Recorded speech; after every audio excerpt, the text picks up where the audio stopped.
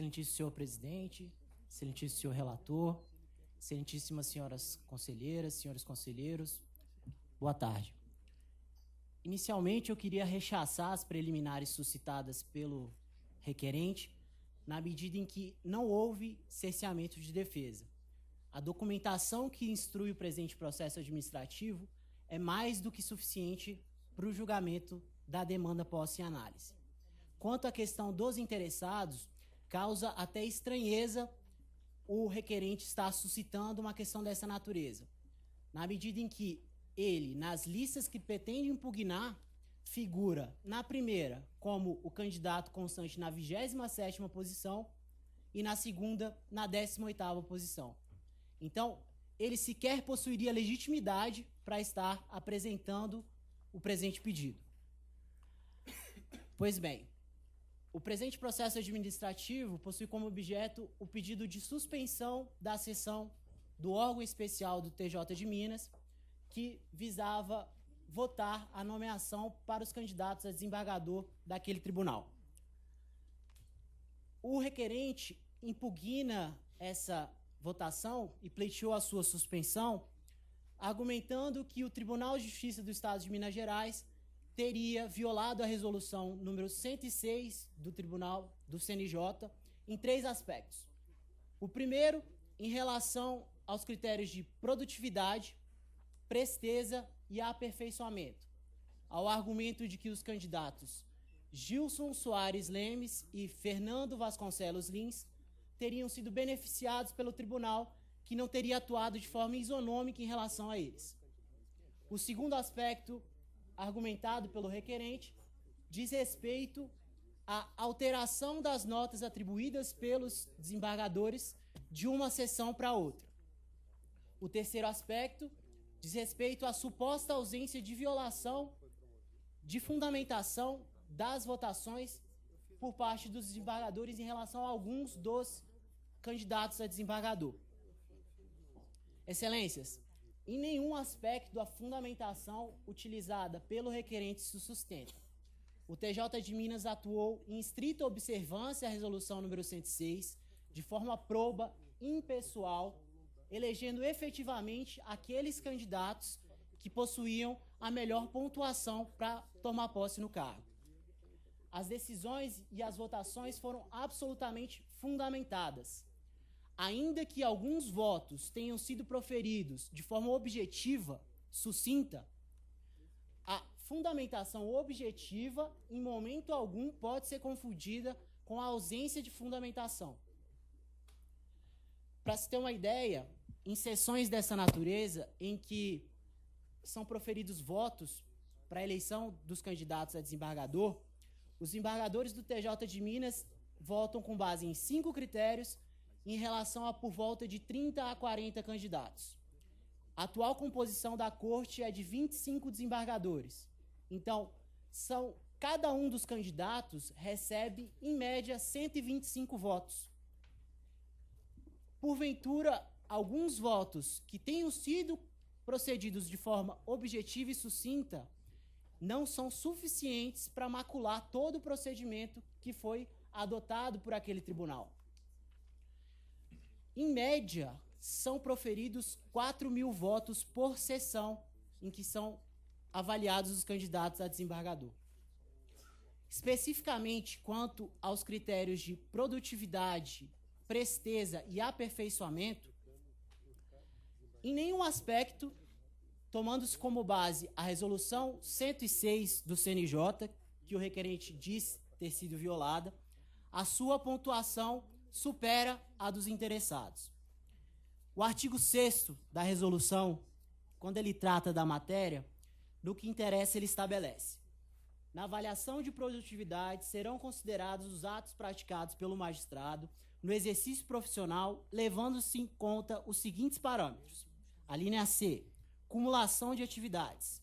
Inciso 2, volume de produção mensurado pelo número de audiências realizadas, número de conciliações realizadas e número de decisões interlocutórias preferidas. Tomando-se como base as informações prestadas pelo TJ de Minas, são absolutamente isentas em relação ao período de avaliação, a gente pode fazer um comparativo entre as pontuações dos candidatos aqui discutidos. Essas informações podem ser verificadas por Vossas Excelências na ID 189-3659 a 189-3664. Fazendo um comparativo entre a produtividade do candidato Gilson Soares Lemes com o do requerente. No período de avaliação, o candidato Gilson Soares produziu uma média mensal de 375 sentenças. O requerente, tão somente 196. No período de avaliação, o candidato Gilson Soares realizou uma média mensal de 109 audiências. O requerente, tão somente 0,66. No mesmo período, o candidato Gilson Soares proferiu 118 decisões interlocutórias. O requerente, tão somente 97. Da mesma forma, em relação ao candidato Fernando Vasconcelos Lins, verifica-se que a atuação na justiça comum em relação ao requerente é superior em 70%. A atuação na turma recursal do candidato Fernando Vasconcelos Lins supera a do requerente em 26,68%. Em relação ao critério de produtividade, tomando-se com base a acumulação de atividades exercida em conjunto com a magistratura. Mais uma vez, o requerente fica em desvantagem em relação aos demais candidatos. O candidato Gilson Soares acumula com a magistratura do TJ de Minas as seguintes atividades: juiz membro substituto da Corte do TRE de Minas, examinador de concurso públicos de provas e títulos para a delegação de tabelionatos, juiz titular da 6ª Vara da Fazenda Pública e Autarquias de Belo Horizonte, vara que possui um acervo de 12 mil processos, juiz da 7ª Turma Recursal Cível de Belo Horizonte.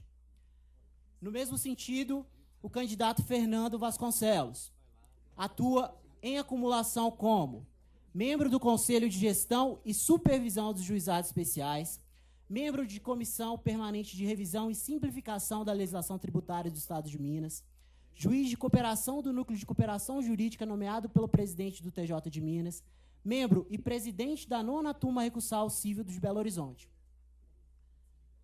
Em relação, excelências, ao critério de aperfeiçoamento, também nesse aspecto o requerente fica em desvantagem quanto à pontuação dos interessados. Ele apresentou para apreciação tão somente 71 títulos, enquanto o candidato Gilson Soares apresentou 103, sendo que desses 103 títulos, 18 são considerados pela Escola Nacional de Aperfeiçoamento da Magistratura. Um ponto que merece ser destacado aqui é a burla que tenta apresentar o requerente em relação ao contexto fático do período de avaliação.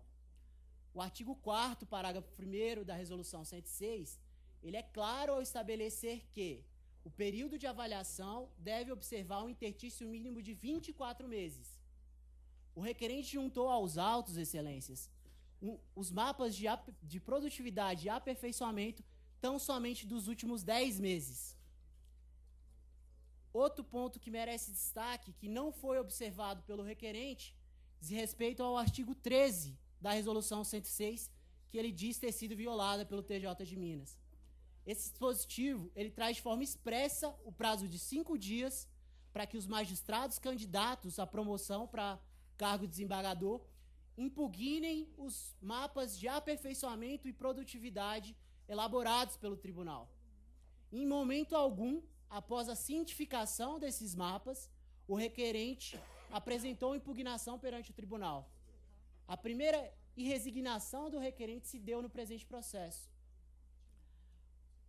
Outro ponto que merece ser destacado, excelências, é que das 2 listas que o requerente pretende a anulação, já ocorreram a nomeação e posse de 2 desembargadores do Tribunal de Justiça do Estado de Minas, que já estão exercendo esse ofício há quase 1 ano, tendo proferido diversos votos, diversos acórdãos, sendo certo que a anulação dessa sessão, em consequência à nomeação desses desembargadores, geraria flagrante insegurança jurídica.